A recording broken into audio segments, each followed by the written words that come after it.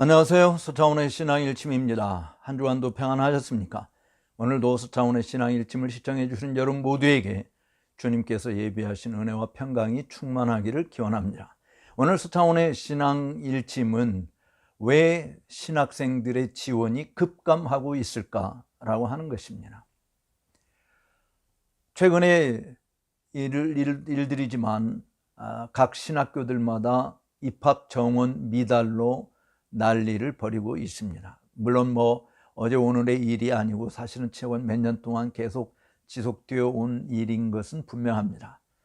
또 가장 우리나라에서 크다고 하는 종신대학교 신학대학원 역시 정원 미달로 곤욕을 치른 적이 있었습니다. 올해 겨우 입학 정원을 채웠다라고 하는 소식을 듣습니다. 과거에 비해서, 과거에 정말 학교에 입학하기 위해서 3대1, 4대1, 때는 5대1, 3수, 4수까지 하는 사람들도 상당히 존재했었던 것에 비해서 지금은 시험 공부할 필요가 없이 그냥 지원만 하면 다 되는 그런 현실로 바뀌어졌습니다. 왜 그럴까요? 물론 인구 감소의 영향도 있다라고 이야기하지만 실질적으로 인구 감소의 절벽을 느끼기에는 사실은 시간이 좀 더 있어야 될 것입니다. 그런데 교회의 물론 성도수 코로나 이후로 교인들의 급감한 모습들도 하나의 원인이라고 이야기할 수 있겠죠. 그러나 그런 것들이 외부적인 요인들이 사실은 전부가 아니라고 보아집니다. 과거에 정말 교회들이 그렇게 많지 않았고 또 신앙인들도 많지 않았을 때도 학교에는 여전히 하나님의 복음을 위해서 정말 헌신된 그런 소명을 받은 자들이 존재했던 것입니다. 지금은 학생들이 그렇게 많이 있는 것 같아도 실질적으로 학교에서 공부하는 학생들 가운데 정말 사명감에 충실해서 어떤 불타오르는 열정을 가지고 신학을 공부하는 사람들은 사실은 그렇게 많지도 않습니다. 어떤 면에서 요즘에 교회 교육자들의 모습은 종교 공무원 노릇하는 사람들이 상당수 많이 존재하고 있는 것을 보게 되어지죠.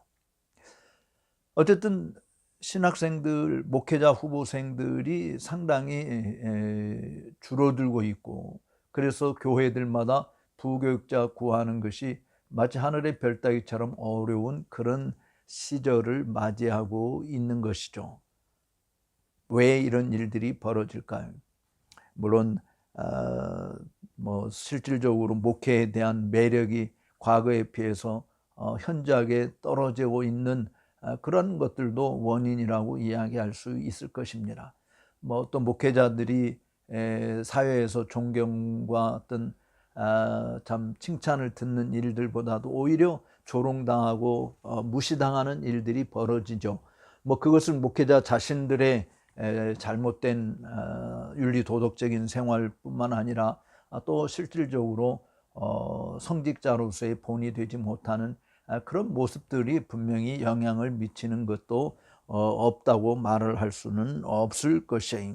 그리고 교회에서 실질적으로 부교육자 생활을 하더라도 받는 대우가 세상에서 돈벌이 하는 것보다 훨씬 미치지 못하는 것들 때문에 현실적인 먹고 사는 문제로 인해서 신학 공부를 하고 교회의 목회자가 된다라고 하는 일들을 주저하는 일들이 많이 있습니다. 예전에는 정말 여대생들의 그 신랑감 순회 이 선호도가 성직자들이 상당수 앞에 자리 잡고 있었던 것에 비하면 지금은 아예 순위조차도 들지 못하는 그런 안타까운 현실이 되어버렸습니다. 단순히 경제적인 어려움 때문에 그럴까요? 또 실질적으로 목회자에 대한 존경심이 줄어들기 때문에 그럴까요? 그런 것들도 충분한 이유가 되리라고 생각을 합니다. 더군다나 정말 이제는 대학교 입학하는 청년들이 일반 대학도 청년을 채우기가 어려운 대학들이 속출하고 있는 가운데 신학대학이 청년을 다 채운다? 그것은 어떤 의미에서 불가능한 현상이라고 말을 할 수 있습니다. 그럴지라도 지금 세속적인 영향들이 분명히 없지 않아 있다 할지라도 그래도 주님의 교회에 주께서 부르시는 일꾼들이 있을 텐데 그런 일꾼들이 적어서 신학을 공부하는 학생들 숫자들이 이렇게 정원을 채우지 못하는 현실이 벌어진다. 그 원인을 곰곰이 우리가 생각해 볼 필요가 있습니다. 저는 가장 중요한 원인은 교회가 교회 일꾼을 기르지 않기 때문이다라고 말하고 싶어요. 예전에도 한번 말씀을 드린 적이 있습니다만은 교회가 교회의 일꾼을 키워야 되죠. 그런데 교회 일꾼을 교회가 키우지 않습니다. 사실은 뭐 조금 교회 열심히 있으면 열심을 내서 프로그램 행사에 열심히 참석한다든지 하게 되면 뭐 신학교 한번 가보라 라고 하는 말들이 있지만 가면 뭐 합니까? 본인이 모든 학비를 준비해야 되고 생활비를 준비해야 되고 하는 건데 그 학업 부담과 또 생활 부담 이런 것들 때문에 사실은 신학을 공부한다라고 하는 것이 결코 쉽지 않은 현실적인 벽이 있는 것은 분명합니다. 그런데 교회가 단순히 물질적인 지원을 하지 않아서 교회가 교회 일꾼을 안 키운다고 말하는 것이 아니에요. 교회가 교회 일꾼을 키우지 않는다고 하는 가장 큰 증거는 교회가 신학교를 위해서 기도하지 않는다라고 하는 것이 하나의 증거라고 말할 수 있습니다. 과거에는 정말 전 교단에 속해 있는 교회가 교단의 신학교들을 위해서 기도하는 일이 많았었죠. 뭐 심지어 지방 신학교까지도 위해서 기도하는 사람들이 많이 존재했습니다. 그런데 최근에는 정말 교회에서 신학교를 위해서 가르치는 교수들을 위해서 또 배우는 학생들을 위해서 기도하는 일들이 거의 사라지고 말았다. 물론 뭐 기도의 열기가 한국교회에 사라진 지 오래되었습니다. 그래서 기도원에 가는 일도 없고 신학생들조차도 기도원에 가서 기도하는 일들도 거의 하지 않고 뭐 금식 기도한다 이런 것도 거의 찾아보기 어려운 그런 시대가 되어 버렸습니다만은 교회가 교회의 일꾼을 키우지 않는다라고 하는 이 부분은 누구도 부정할 수 없으리라고 보아져요. 그저 여러분들이 다니고 있는 교회에 속해 있는 전도사님들 또는 부교육자들을 위해서 기도하는지 모르겠습니다. 그런데 그분들이 떠나고 나면 교인들이 계속해서 그분들을 위해서 기도할까요? 그분들이 좋은 목사가 되도록 위해서 기도할까요? 물론 기도하시는 성도들도 개별적으로는 존재하리라고 보아집니다. 뭐 관계에 따라서 달라질 수 있죠. 그렇지만 그런 관계가 있든 없든 정말 조국의 교회를 염려하고 생각하는 의미에서 좋은 일꾼들이 길러지도록 정말 신학교를 위해서 기도하고 그곳에서 가르치는 교수들을 위해서 기도하고 배우는 학생들을 위해서 기도하는 이런 일들은 쉽게 찾아보기 어려운 그런 상황에 놓여 있는 것이 분명하지 않습니까? 저는 사실은 우리 교단에 뭐 12,000교회이든 몇 개 교회든 간에 교회가 전체 정말 이 주님의 종들을 위해서 기도하는 일, 신학교를 위해서 기도하는 일을 중단해서는 안 된다고 봐집니다. 단순히 물질적인 지원이 전부가 아닙니다. 사실은 돈 몇 푼 주는 것은 쉬워요. 근데 그것보다 더 어려운 일은 꾸준히 쉬지 않고 정말 위해서 기도하는 일인 것입니다. 사랑하는 애청자 여러분, 여러분들이 정말 이 시간 이후로 여러분들이 속해 있는 교단의 신학교를 위해서 가르치는 선생님들을 위해서 배우는 학생들을 위해서 기도하시고 단순히 한 지교회에 이끄는 목자로서 만족할 것이 아니라 한국 교회에 영향력을 미칠 수 있는 또 한국 사회에 선한 영향력을 미칠 수 있고 각성을 줄 수 있고 깨우침을 줄 수 있고 정말 일갈할 수 있는 그런 좋은 지도자 모든 백성들도 정말 다 존경하고 따를 수 있는 그런 좋은 지도자가 배출되도록 우리는 위에서 기도하지 않을 수 없는 것입니다. 한나가 사실은 아들을 낳지 못해서 사무엘을 달라고 기도했을 때 단순히 자신의 수치와 부끄러움을 해소하기 위한 기도라기보다는 이스라엘을 이끄는 지도자의 탄생을 위해서 기도했다라고 하는 목사님의 설교를 들어본 적이 있습니다. 우선은 상당히 일갈이 있는 말씀이라고 생각합니다. 우리 모두가 정말 대한민국을 이끌고 세계 교회를 이끌 수 있는 그런 지도자가 나올 만하지 않습니까? 세계 교회, 우리 신학자들 가운데 세계에 내놓을 만한 정말 주도적인 영향을 미치는 신학자가 몇 명이나 되며, 또 설교자들 가운데서 세계 교회에 내놓을 만한 설교자들이 얼마나 되겠습니까? 세계 선교사 협회에서 정말 선교회를 주도할 수 있는 능력 있는 지도자들이 얼마나 되겠습니까? 뭐 없다고 말하는 것도 부끄러워, 사실은 그렇지만 있다고 자신 있게 말도 못하는 것이 우리의 현실이지 않습니까? 교회가 교회의 일꾼을 키워야 된다라고 하는 것이죠. 근데 교회가 교회 일꾼을 키우는 방식이 뭘까요? 저는 사실은 교회를 목양하는 목사에게 달려 있다고 보아집니다. 사실 제가 신학을 공부할 때 70년대만 해도 정말 강단에서 외치는 주의 종들의 복음의 말씀을 들으면서 나도 저런 훌륭한 목사님이 돼야 되겠다라는 그런 도전과 자극을 받은 경우들이 많이 있습니다. 우리 동기들 가운데, 또 정말 주변의 목회자들 가운데 설교를 들으면서 하나님의 음성을 듣고, 또 교회에서 목양하시는 목사님들의 목회 사역을 보면서 나도 저 길을 가겠다, 복음을 전하는 일을 중단 없이 감당해야 되겠다, 정말 빈들이든 아굴 골짜기든 어디든 간에 주님이 가라하는 곳에 가겠다, 이런 뜨거운 헌신과 열정을 참으로 일구어낼 수 있는 그런 메시지들이 강단에서 선포되었던 것이죠. 그런데 오늘날 강단에서 선포되는 하나님의 말씀을 듣고 젊은이들 가운데 나도 우리 목사님처럼 저런 훌륭한 설교자가 되고 싶다라고 하는 자극과 도전을 받고 신학을 지원하는 그런 부름을 깨닫고 신학교에 지원하는 그런 사람들이 얼마나 될까요? 사실 우리나라에 좋은 설교자들 많이 있다고 사람들이 생각할 것입니다.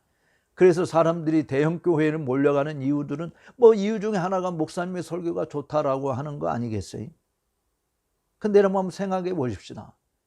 우리 합동체 교단만 해도 사랑의 교회나 수영로 교회나 세해된 교회나 또는 충영교회나 또는 이 새로남 교회든 이런 대형 교회들, 큰 교회들에서 신학교에 지원하는 젊은이들이 날 쏟아져야 되는 거 아닐까요? 수만 명 모이는 교회인데. 우리 교단만이 아니라 통합측은 어떻습니까? 영락교회나 명성교회나 또 세문안 교회든 소망교회든 이런 대형 교회들의 수많은 젊은이들이 존재하고 있는데, 그들이 그 교회에서 선포된 목사님들이 다 훌륭하기 때문에 사람들이 그곳에 간다고 칩시다. 훌륭한 설교자이기 때문에 사람들이 다 그곳에 가서 말씀을 듣고 은혜를 누린다고 합시다. 그런데 그들의 설교를 듣고 젊은이들 가운데서 나도 우리 교회 목사님처럼 이렇게 복음 전하는 일에 헌신해야 되겠다라고 하는 도전을 받아서 그런 큰 대형교회 출신들의 수많은 젊은이들 가운데 정말 복음을 위해서 발벗고 일어서서 신학교에 지원하는 그런 일들이 얼마나 되는가라고 하는 것이죠. 신학교에서 실제로 그런 대형교회 출신에서 정말 소명을 받고 왔다라고 하는 사람들 찾아보기 굉장히 어려워요. 즉, 이 자체를 우리가 놓고 본다고 한다면 목사의 설교 자체가 사람들의 심령을 뒤집어 놓고 변화시키고, 그래서 이 목회 사역의 열매들 가운데 단순히 교회 생활에 충실한 일꾼들이 아니라 복음에 충실한 일꾼들을 길러내는, 회심을 경험하게 되고 정말 그리스도를 배우고 그리스도를 따르고 그리스도를 닮아가고자 하는 그런 열망으로 가득 차와 있는 그런 열매들이 얼마나 드러나는가라고 하는 것이죠. 오늘날 목회자들의 설교 사역에서 이러한 일들을 찾아보기가 상당히 어렵습니다. 과거에 비해서 회심을 경험하는 그런 일들이 정말 어렵습니다. 교회 안 다니던 사람이 교회 다니는 거 놀라운 변화죠. 그런데 교회 다닌다고 해서 그 사람들이 다 거듭난 사람들은 아니지 않습니까? 심령이 거듭나서 정말 그리스도의 생명이 그 속에 있고 그리스도 안에 거하고 우리가 그리스도가 우리 안에 거하는, 그래서 정말 하나님이 원하시는 열매들 맺으며 내가 이제는 살아도 주를 위해 삽니다. 내가 이제는 죽어도 주를 위해서 죽습니다. 사나 죽으나 나는 주의 것입니다. 라는 그런 헌신된 그 마음으로 하나님 앞에 두 손 들고 나오는 그런 목회자 후보생들이 있느냐라고 하는 것이죠. 그저 평생 동안 직장 생활하고 은퇴하고 이제는 내가 정말 주님을 위해서 기쁘게 해야 되겠다라고 해서 뒤늦게 선교사로 나가는 그런 일들도 있어요. 저는 그런 분들도 매우 귀하다라고 생각을 합니다. 안 가는 사람보다는 훨씬 귀한 것이죠.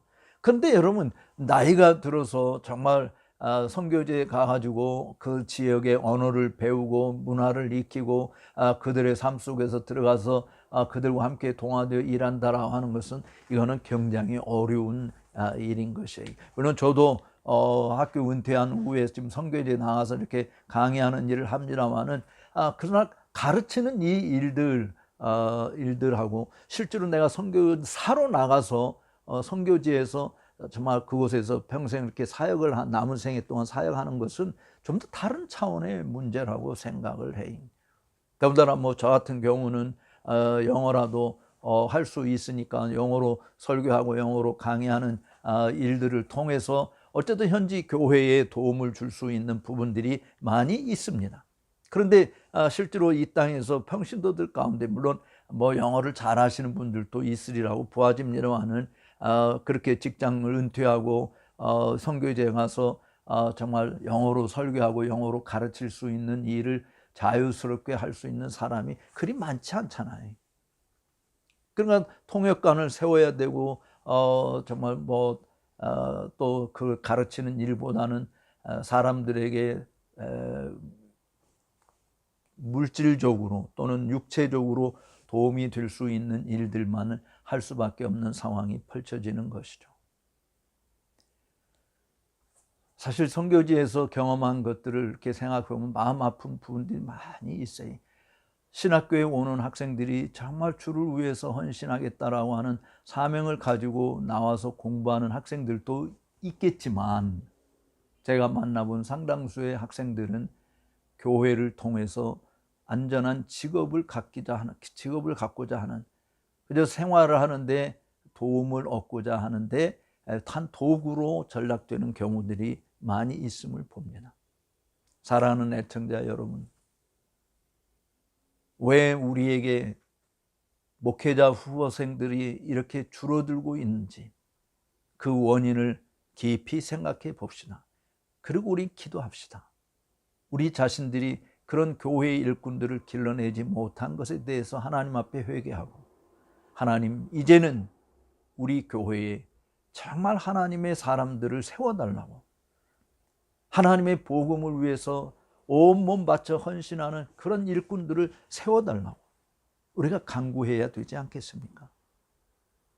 교회가 이 일에 관심을 기울이지 않는다면 어디에서 목사 후보생들을 얻을 수 있겠습니까?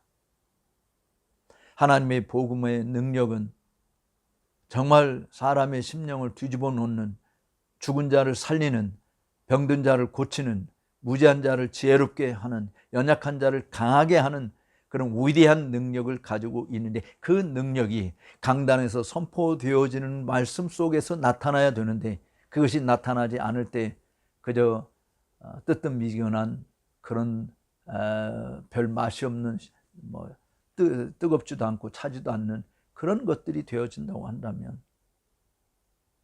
교회는 소망이 없는 것입니다. 어쩌면 하나님의 말씀이 정말 홍수같이 쏟아지고 있는 시대에 우리가 살고 있다고 생각할지 모르겠습니다. 그런데 정말 홍수에 마실 물이 없다고 하듯이 오히려 교회들이 그 어느 때보다도 많은 이때 먹을 양식이 없는 그런 기근이 우리에게 있지 않는가. 아모스 선지자가 이야기했지만 마실 물이 없는 것도 아니고 먹을 양식이 없는 것도 아닌데 하나님의 말씀을 듣지 못한 기갈이라고 이야기했는데 오늘 우리들에게는 그런 것은 없지 않는가 말이죠. 물론 목사님들 치고 하나님 말씀 전하지 않는다고 말하는 사람 아무도 없습니다. 다 하나님의 말씀을 전한다고 이야기할 것입니다. 그런데 그들이 전하는 것이 진짜 하나님의 말씀인가? 라고 하는 것에 대해서는 의구심을 가지지 않을 수 없는 것이죠. 진짜 하나님의 말씀이 선포된다고 한다면 왜 회심의 역사가 일어나지 않겠으며, 왜 헌신의 모습들이 드러나지 않겠으며, 정말 주를 위해서 살고자 하는 강력한 역사들이 일어나지 않겠는가 말이죠. 저는 여러분들에게 이렇게 요청합니다. 하나님의 사람들, 설교자들, 말씀의 사람들, 기도의 사람들을 하나님 세워달라고. 추수하여 희어져 추수하게 되었다. 추수할 일꾼이 필요한데 일꾼이 적도다. 추수할 일꾼을 보내달라고 기도하라. 주님이 그렇게 요청하신 거죠. 어쩌면 지금 이 시대에 더 그 기도가 절실한 시대에 살고 있는지도 모릅니다. 정말 그렇게 기도하십시다. 추수할 일꾼을 보내달라고 말이죠. 단순히 종교 공무원으로서 노릇하는 자들이 아니라 복음으로 말미암아 살아가는 하나님의 복음의 일꾼들, 한국교회를 채우고 세계 교회에 흩어져서 복음을 신실하게 전하고 가르치는 그런 좋은 일꾼들 교회가 길러내도록. 그래서 대량 생산이 못 된다 할지라도 한 사람이 회심하고 주께로 돌아와 수많은 영혼들을 돌이키게 하는 역사들을 하나님은 능히 이루실 수 있게, 그런 존재들이 우리 한국교회에 많아지도록 위해서 기도하지 않을 수 없는 것입니다. 오늘 서차원의 신앙 일침을 들어주신 여러분 감사합니다. 나가시기 전에 좋아요, 구독 안 하신 분들은 구독 버튼을 눌러주시면 감사하겠습니다. 다음 시간에 여러분들을 찾아뵐 때까지 또 한 주간도 평안하시기를 기원합니다. 감사합니다.